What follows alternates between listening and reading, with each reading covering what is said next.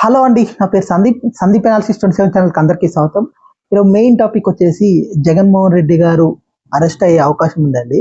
ఏదైతే సత్తెనపల్లి కేసులో ఏదైతే తన వెహికల్ కింద ఒక మనిషి పడ్డారనే దాంట్లో అరెస్ట్ అయ్యే అవకాశం ఉంది. దాని గురించి మనం మాట్లాడుకునే ప్రయత్నం అనేది చేద్దామండి.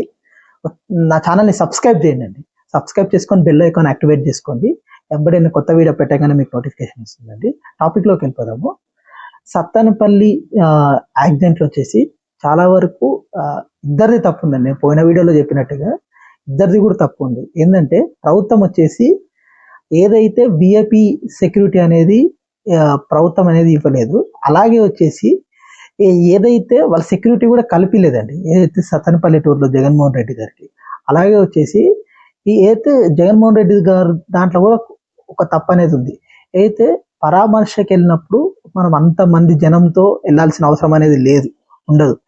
కానీ జగన్మోహన్ రెడ్డి గారు అంతమంది జనంతో వెళ్ళడం అనేది అది కరెక్ట్ కాదు. ఎందుకంటే ఇప్పుడు మనకు ఒక 100 మంది చెప్పినట్టు 100 మంది వెళ్ళుంటే బాగుంది, దానికన్నా ఎక్కువగా జనం వచ్చేసి ఉంటే ప్రాబ్లం అనేది అయింది. ఇప్పుడు ఇంకో విషయం ఏంటంటే ప్రభుత్వం కూడా వాళ్ళకు ఒక ఇంటెలిజెంట్ వ్యవస్థ ఉంటుందండి. ఎవరైనా కానీ ఎక్స్పెక్టేషన్ ఇంతమంది కన్నా ఇంకా ఎక్కువ మంది వస్తారని వాళ్ళకి ముందే తెలుస్తుంది. కానీ ప్రభుత్వం కూడా దాంట్లో ఇనిషియేటివ్ అనేది తీసుకోలేదు. అది కూడా ప్రభుత్వంది తప్పు ఉంది. ఇంకోటి ఏంటంటే నాకు తెలిసినంత వరకు అయితే ఆ కార్ కింద మనిషి పడ్డాడు, కానీ మనిషి అనేవాడు ఆ కార్ నుంచి వెళ్ళిపోలేదు, లాగారు అనమాట. అంటే చూసి ఆటోమేటిక్గా లాగారు. కానీ అక్కడ మెయిన్ వచ్చేసి వైఎస్ఆర్సీపీ కార్యకర్తలు ఒక కామన్ సెన్స్ లేకుండా బిహేవ్ చేయడం అనేది జరిగిందండి. ఏంటంటే ఒక వ్యక్తిని ఎట్లా డీల్ చేయాలో వాళ్ళకి తెలియదు. దానివల్ల కూడా ఈ మరణం అనేది జరిగింది బేసికల్గా. ఇంకో విషయం ఏంటంటే మనం ఎప్పుడైనా కానీ ఈ అరెస్ట్ జరగడం అనేది అంటే మనిషి అనేవాడిని చచ్చిపోవడం అనేది తప్పుగా మనం అందరం కూడా భావిస్తాము. కానీ బేసికల్గా ఏమైందంటే దాంట్లో ప్రభుత్వంది వీళ్ళిద్దరిది కూడా తప్పు ఉండడం వల్ల ఏమైపోతుందంటే ఇద్దరు ఒకళ్ళ నుంచి ఒకళ్ళు అనుకోవడం అనేది కరెక్ట్ కాదని నాకు అనిపించింది. చాలా వరకు వీళ్ళు ఈ టూర్లో వచ్చేసి వీళ్ళు కరెక్ట్గా ప్రోటోకాల్ని చేయకపోవడం అనేది ప్రభుత్వంది తప్పు ఉంది.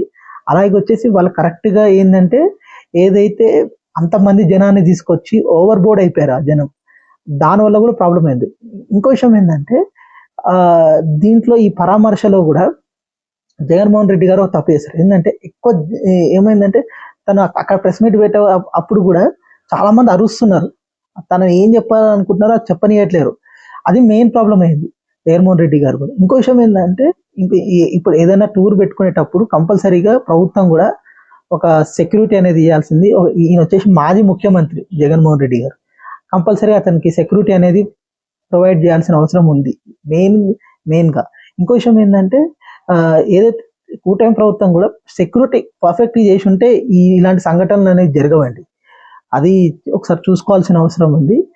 అరెస్ట్ చేస్తారని అంటున్నారు, అంతగా అరెస్ట్ అనేది జరిగే అవకాశం అనేది ఉండదు. ఎందుకంటే అది బేసికల్గా అది ఏదైతే అది ఒకటి యాక్సిడెంట్ అనుకోకుండా జరిగింది. అది జరిగిన దాన్ని జగన్మోహన్ రెడ్డి గారు తప్పంటూ ఏముండదు. కానీ కూటమి ప్రభుత్వం అయితే అరెస్ట్ చేయడానికి చూడొచ్చు, అంటే పీటీ వారెంట్ కూడా పెట్టే అవకాశం ఉంది. కానీ నాకు తెలిసినంత వరకు అంతగా జరగకపోవచ్చు. ఎందుకంటే దీనివల్ల వ్యతిరేకతనే ఎక్కువ వచ్చే అవకాశం ఉంది. ఇప్పుడు ఆల్రెడీ కూటమి ప్రభుత్వం మీద భారీ వ్యతిరేకత ఉంది.